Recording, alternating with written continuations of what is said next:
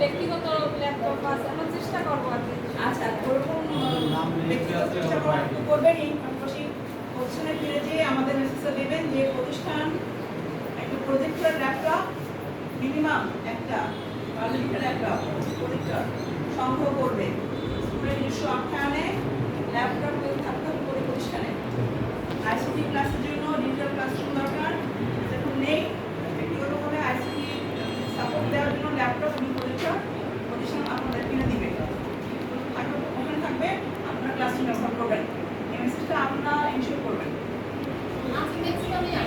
যাতে প্রতিটা প্রতিষ্ঠান ল্যাপটপ এবং মাল্টিমিডিয়া প্রজেক্টর নিয়ে ক্লাসরুম দিতে পারেন আইসিটি ক্লাসগুলো।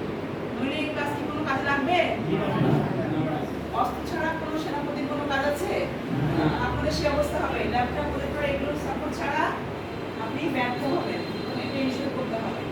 ঠিক আছে, ভালো থাকবেন সবাই, ধন্যবাদ।